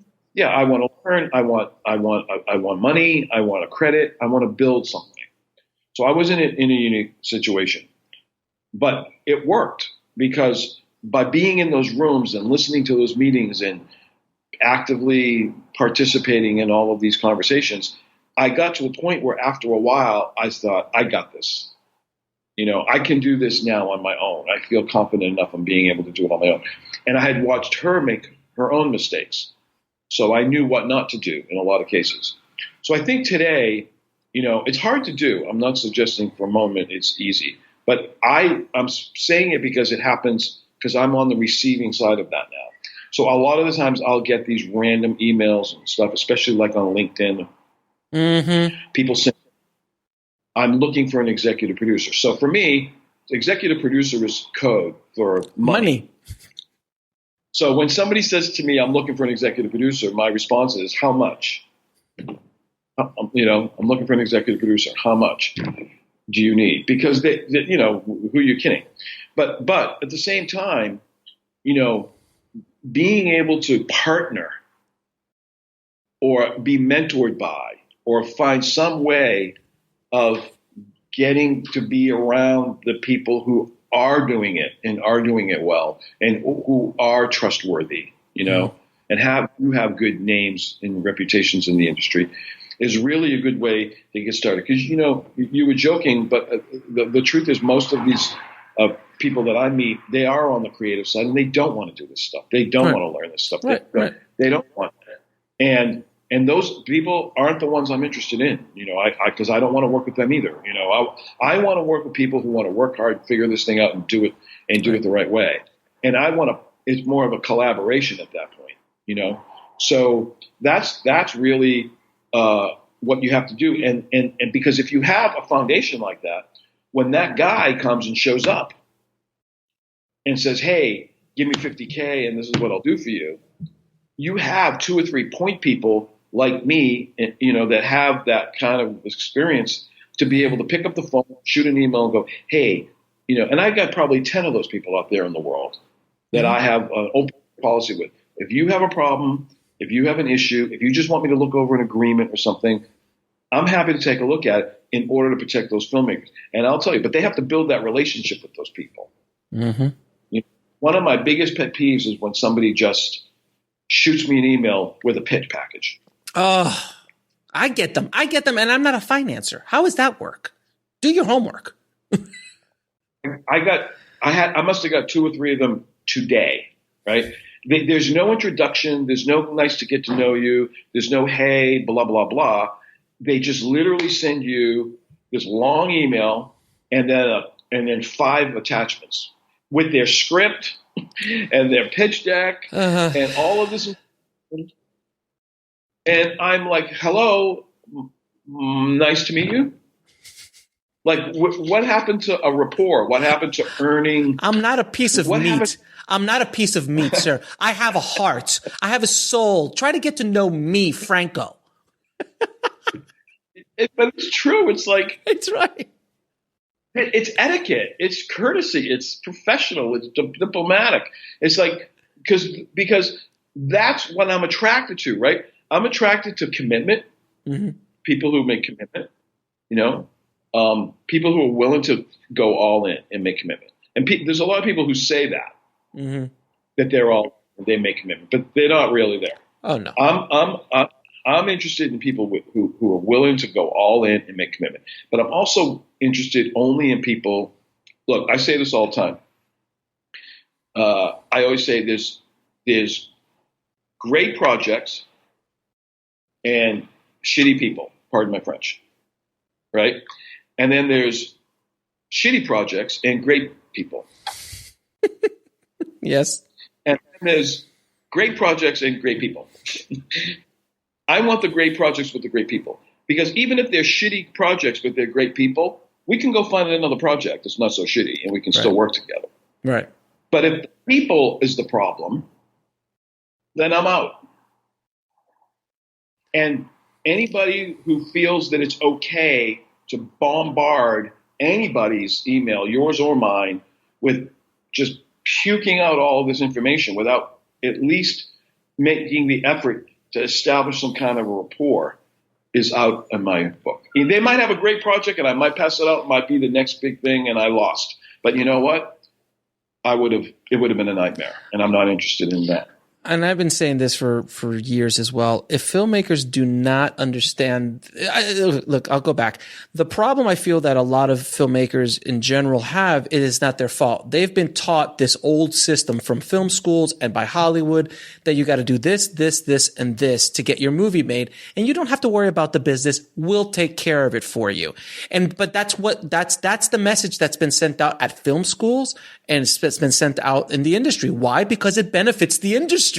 That's how the business works. That's Hollywood accounting. They don't want you to know too much about what goes on behind. They don't want you to know how the sausage is made. They don't want you in the room where the decisions are made, if I may go Hamilton. They don't want any of that, because once you are informed, you become harder to deal with because now they can't scam you. So I think any filmmaker in today's world that does not understand the entire process, even at a rudimentary level, understand what the DP is doing and also understand what the distributor is doing at a simplistic level, you're going to get taken advantage of in one way, shape, or form from somewhere. So you need to understand the entire ecosystem, the entire process as much as possible. Look what you did. When you were first starting out, you're like, I want to learn. I want to learn everything. I want to know about everything. I'm not going to hire you to DP my film. I know that. But you know what a good DP is. And you know when a good DP is trying to pull one on you because they want something cool for their reel and they're not making their hours and they're not making their pages because I need to get this one shot. That's nice, but we need to move it along. Yeah. Am I right? Yeah. Yeah, you're 100% right. And, one of the things I'm often quoted as saying is that film school teaches you how to make a movie, but who's going to teach you how to get a movie made? Mm-hmm. So those are two different things. And it is my opinion, based on experience, that film schools literally, like you just alluded to, they don't want you to know the stuff that I teach people because they're going to scare these guys away. They're going to scare them away. So what happens is these people go out and spend 30, 40, 50, whatever $1,000 on film school. A year. A year. Yeah. So I'm not taking that away in terms of the value from an artistic, creative perspective. Mm-hmm. But then they graduate, and they come knocking on my door, and they're like, dude, what do I do? Like, I don't even know step one. I don't even know where to start. And so that's actually one of the reasons why initially I created the development program, is because it occurred to me that these are really talented people that have just spent all this money and they don't even know step one. They need to be educated. Somebody has to pick up where film school left off and say, look, let me show you how this works. Let me at least, like you said, the basics. Let me at least explain it to you so that you understand the basic concepts of financing, equity, debt, tax credit financing, distribution, casting, every element, legal, really post-production, budgeting, scheduling, all of the stuff that they just don't have. They don't see it in relationship, at least, to actually going out and raising money and putting funds together. So I think it's a big void. It's been great for me in the sense that, I've been able to build a whole branch of my company based on educating people that fit into that category, and they love it. They love it. But that's the point. If they don't love it, I don't want them there. No, absolutely. Well, because look, it's through a course.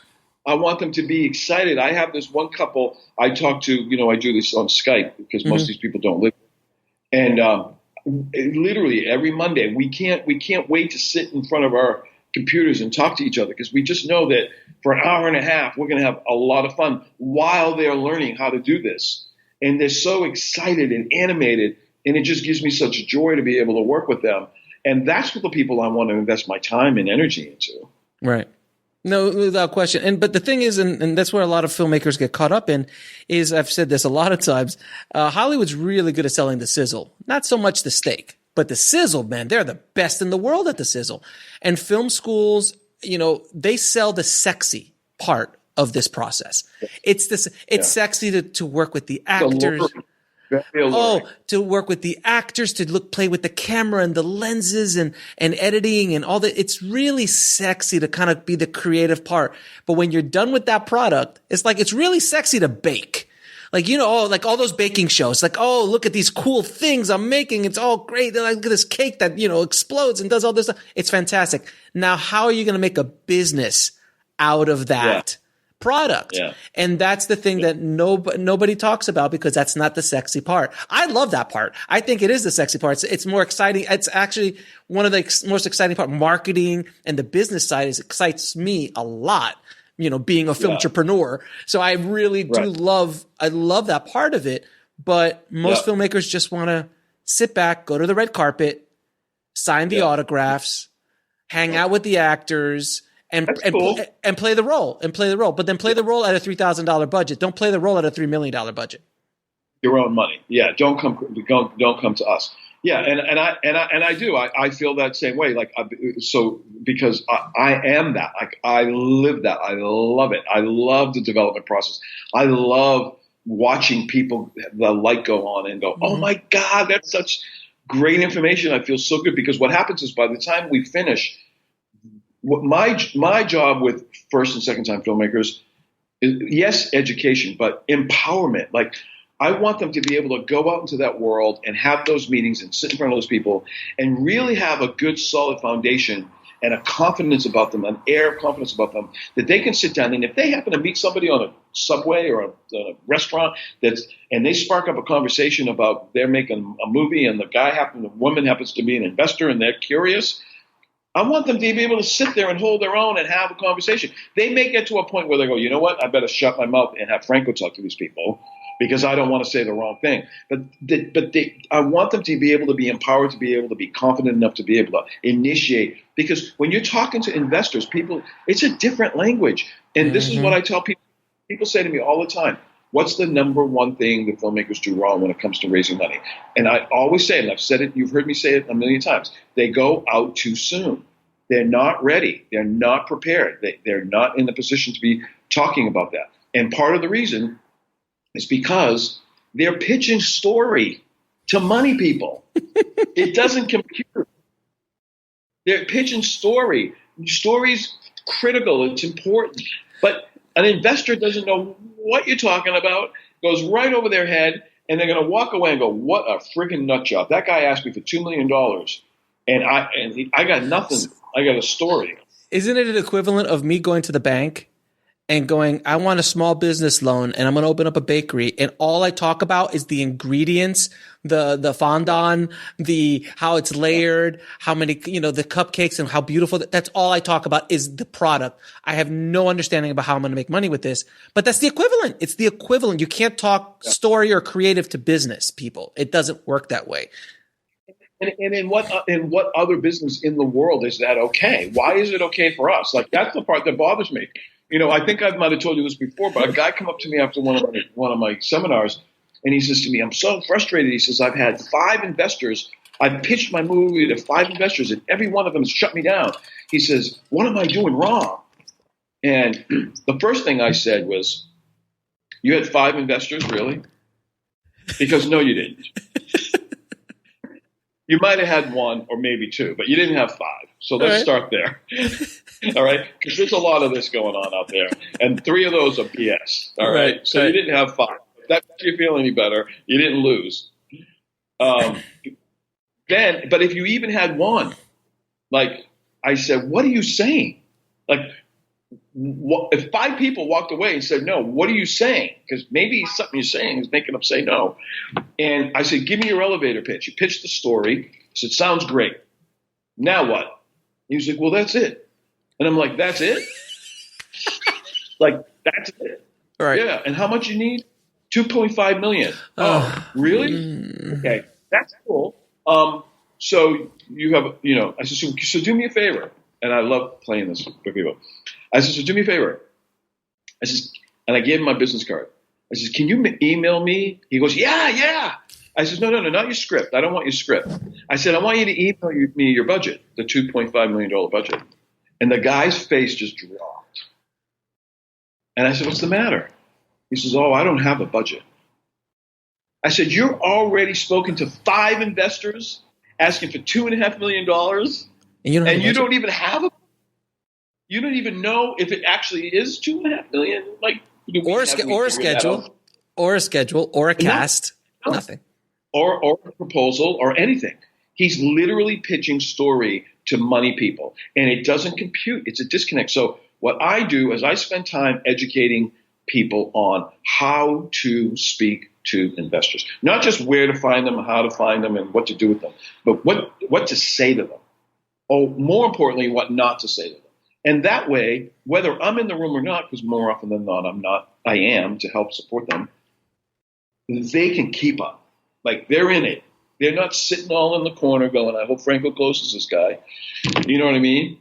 They're like, this is my movie, man, and I'm here to sell it, And I'm empowered because I know I'm ready. Hit me with the questions. I've got the answers. And if I don't, this guy will help me. That's what you want to do. And that's why I'm saying partner with people who do have that base of experience, and don't try to go it alone.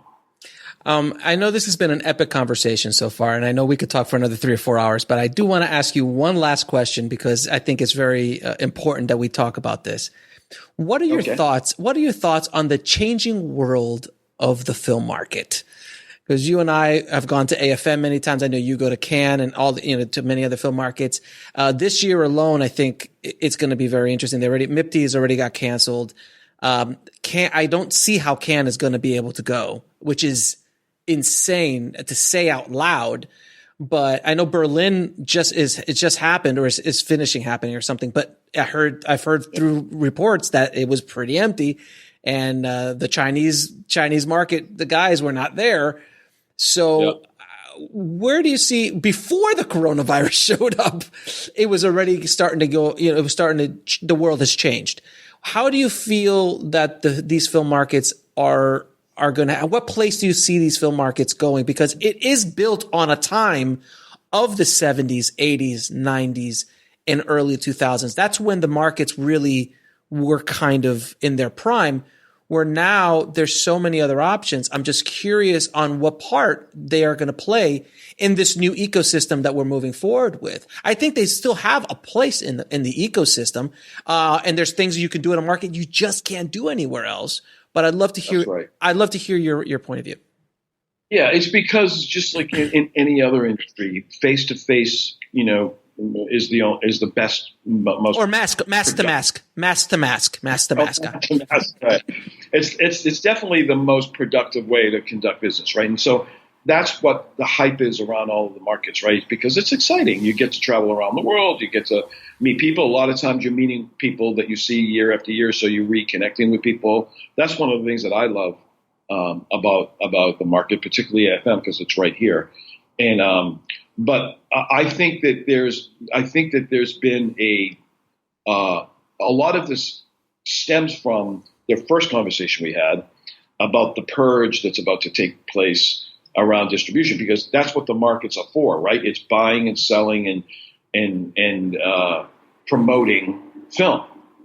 And so if the core of that is unstable, which it is, which is what I think the purge is going to at least address, I don't know if it's going to necessarily rectify it, then that foundation is shaken.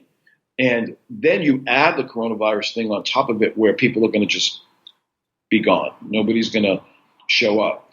And I think that that's all going to contribute. I think it's going to go way bigger than just distributors salespeople having to wake up to a new reality of the way they have to conduct themselves in terms of their internal business models, but on a global scale. And I think it's going to be a hit. I think the virus is going to be the biggest part of it. I think, like I said, next year or the year after that, it'll recover, but it'll never be the same. It's never going to be the same. And I think in a lot of ways that might be a good thing, because, the traffic is down and the crowds are different. Like, it's a different.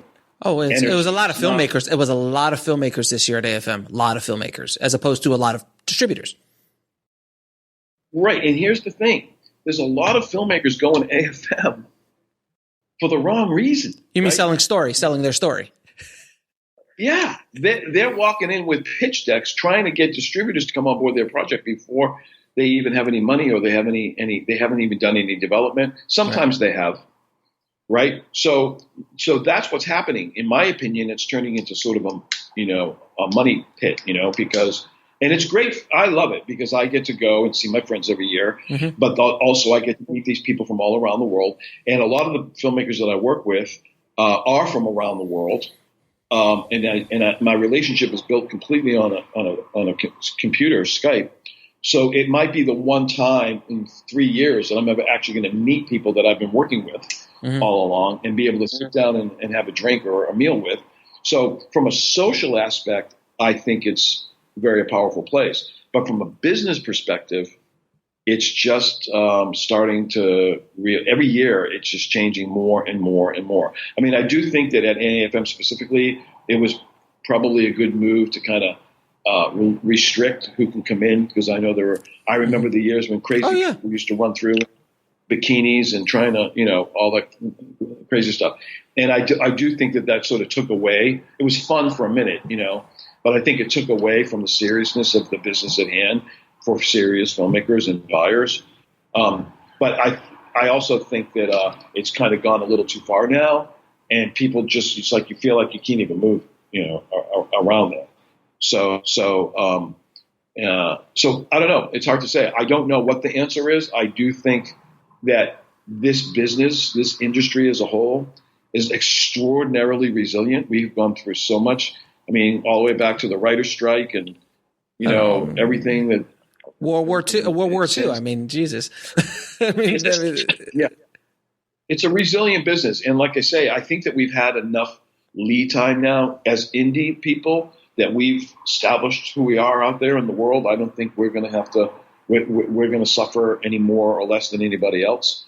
But I do think it's the kind of thing that's just going to have to play itself out and see what the repercussions are of this lack of physical attendance, and try to maneuver a way to be able to continue to manage to do business on the global market in terms of sales and distribution without necessarily getting on a plane and going to France, Right. I mean, that's nice, though. I mean, it's nice to go to France and to go to Cannes. It's a fun time.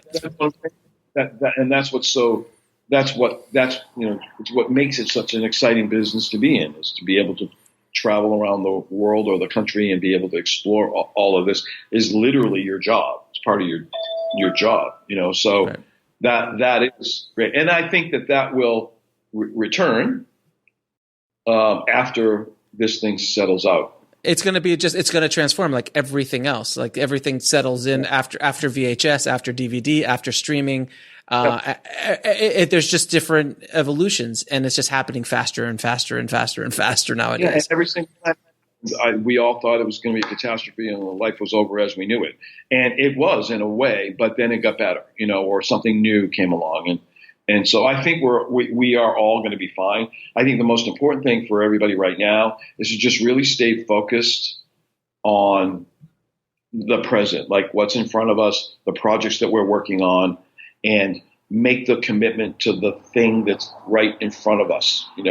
I've got 2 or 3 right now, to be able to focus on. I've got projects coming in from different directions, and I don't want to shift the way I do things, because what I'm doing has been working for me and for the filmmakers. So I don't want to change that until it becomes a situation where I'm forced to, in order to adapt to whatever this is that's going to be coming down the road. Franco, this has been an epic conversation, as I knew it would be. This is going to be a mandatory listen for anybody in the Indie Film Hustle tribe and the Film Entrepreneur tribe, because this is a wealth of information that's you've spit out some amazing knowledge bombs today. So I do truly appreciate it. Now, I warn you, my last thing I'm going to say, be careful what you wish for. How do people find you, sir? Your home address and phone number would be best. Yeah. Right. Well, maybe I'll touch the computer and I'll show you my building. Exactly. For starters, this year, my Samaco Films headquarters has moved. Very proud to say. We are now on the lot at Los Angeles Center Studios, which is downtown LA. Great little independent film studio. So I'm very happy to be there. It's great to be on the lot, to be in that environment, and be in that creative environment every single day. So that's where we physically are at LA Center Studios downtown. But the best way to reach me is really just directly through email. Mm-hmm. There's 2 ways you can get to me. It's my website, of course, which is just samacofilms.com. And I do recommend people go kind of take a look. They can see all the films I've done, but also they can see the films that are in development and the projects that we're working on moving forward. And my email, I'm happy to give it out. I always have. Just be careful. Just be careful. I always do it.